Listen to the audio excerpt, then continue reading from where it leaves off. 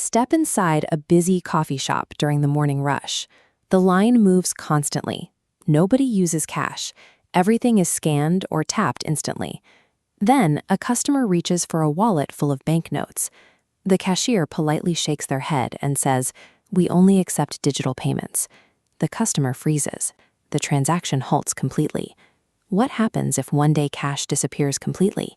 To own money today is to hold a digital entry in a database you do not control. Access to your own wealth now requires the permission of a network. The transition away from paper began decades ago when banks introduced thin pieces of plastic. Printed account numbers replaced physical bills, turning money into a line of text on a ledger. Then came the smartphone. We replaced our leather wallets with glass screens. Mobile applications and QR codes turned the internet into the world's primary infrastructure for exchange. We adopted this system because it solves the friction of distance. You can buy a plane ticket from your couch in London and instantly book a hotel room in Tokyo. Online shopping and global travel now happen in real time. We swapped the absolute ownership of physical cash for this sheer speed. We traded the certainty of a banknote for the convenience of a signal. But digital wealth still relies on massive, vulnerable physical machinery to function. Look at the technicians keeping these systems online. If a local power grid fails or a targeted cyber attack knocks a server offline, the local economy collapses instantly. You cannot buy water or groceries with a dead battery. There is no physical failsafe. There is also a privacy cost.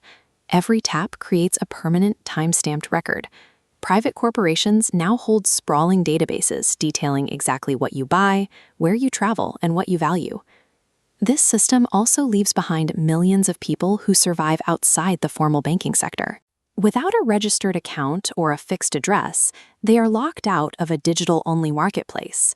A fully digital economy makes individual wealth dependent on a constant, approved connection to private infrastructure. Governments are responding to the risks of these private networks with a new tool, central bank digital currencies, or CBDCs. This diagram shows the difference. Instead of routing your money through layers of private commercial banks, a CBDC is issued directly by the state. By removing the commercial middlemen, the state can move funds instantly.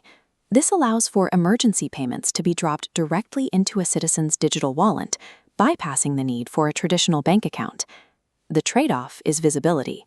A direct ledger gives the government a real-time, unfiltered view into the spending habits of every single person using the system. CBDCs replace the fragility of private corporations with the potential for total state surveillance. Cash is not disappearing everywhere. In many developing economies, physical money remains the primary tool for daily survival, but in the developed world, cash is being permanently sidelined.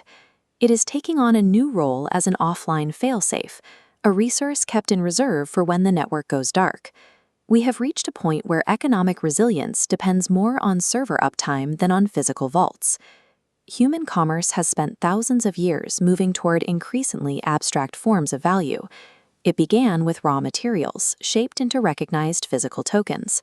Then heavy metals were replaced by a system of state-backed paper promises. Money has moved from solid metal to paper promises to digital signals. If the way we pay continues to evolve, how did the very first transaction begin? That's our next documentary.